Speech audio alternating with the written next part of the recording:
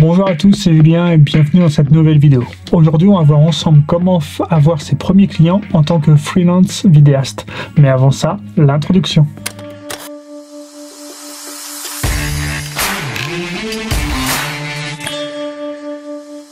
Si vous aimez le monde de la photo et de la vidéo, n'hésitez pas à vous abonner à cette chaîne et à activer la cloche pour ne pas louper les prochaines sorties. Vous avez donc décidé de vous lancer professionnellement dans la vidéo et une des étapes majeures va être de trouver vos premiers clients. La première étape, en parler autour de vous. En effet, vous avez pris une grande décision, donc faites-le savoir. Famille, amis, tout le monde doit être au courant. Ainsi, il aura votre nom en tête s'il entend parler d'une prestation possible par exemple. La première étape, et donc le premier cercle, ce sont donc la famille et les amis. On va maintenant apprendre à agrandir ce cercle. La deuxième étape, les réseaux sociaux. Cette étape est très importante mais aussi très chronophage. Alimenter et faire vivre ces réseaux sociaux, Instagram, Facebook, Twitter, YouTube, va vous prendre beaucoup de temps et d'énergie, mais cela va vous permettre d'agrandir votre cercle. Vous allez impacter des amis d'amis, des professionnels du métier, etc. Cette partie réseaux sociaux mériterait une vidéo à part tellement il y a de choses à dire. La troisième étape, on agrandit encore le cercle en essayant de toucher directement des entreprises qui peuvent être de potentiels clients pour vous. Alors là, les démarches peuvent prendre plusieurs formes, par téléphone, par email, ou en vous rendant directement sur place. Cette dernière méthode, avant très efficace, l'est beaucoup moins aujourd'hui à cause de la crise sanitaire. Les entreprises reçoivent beaucoup moins facilement qu'avant. C'est à vous et donc à nous de nous adapter. Il va falloir aussi identifier votre cible. En effet, en tant que vidéaste, vous avez une cible très large de clients possibles. C'est à la fois un avantage et un inconvénient. L'avantage, c'est que le nombre de clients potentiels est énorme, allant de la boulangerie à l'entreprise plus importante, aux collectivités, aux écoles, etc. Bref, la variété de clients possibles est énorme et cela est un gros avantage comparé à d'autres métiers. L'inconvénient de cela, c'est que c'est tellement vaste qu'on ne sait pas parfois par où commencer. Mes deux principales méthodes sont les suivantes. Soit je démarche par zone géographique, toutes les entreprises de tel quartier ou telle ville, soit je démarche par secteur d'activité.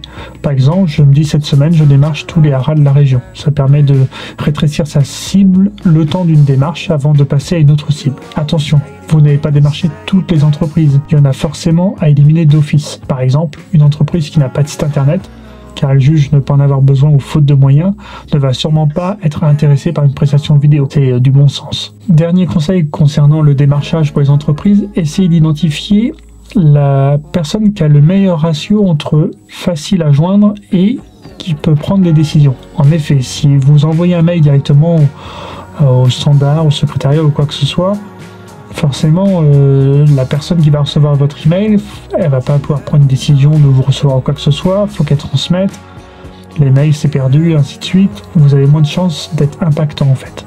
Donc du coup, il faut essayer de trouver l'adresse, le téléphone, ainsi de suite, d'une personne qui, elle, est capable de prendre au moins la décision d'avoir un rendez-vous avec vous.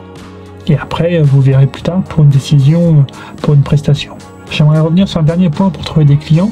Rapprochez-vous aussi des associations d'entrepreneurs dans votre région, ça peut ouvrir des portes. Chercher et trouver des clients intéressés, c'est super, mais il faut aussi avoir quelque chose à leur montrer. Montrer en quoi vous êtes bon, ce que vous pouvez apporter à votre client. Pour cela, il va falloir créer votre portfolio avec 2-3 vidéos assez différentes pour toucher des clients différents. Ces vidéos, ça peut être à l'occasion d'un événement créé par un ami ou autre. Il ne faut pas hésiter à sauter sur l'occasion et à se challenger.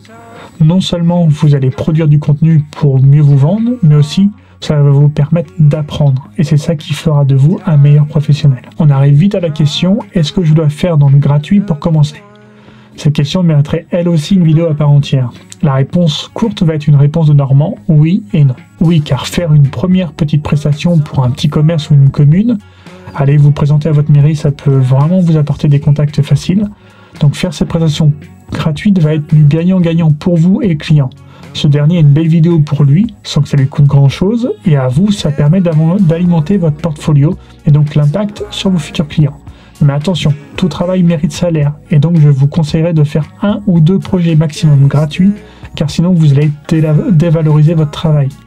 Votre travail, même si vous êtes débutant, a une valeur, et surtout il ne faut pas dénigrer cette valeur.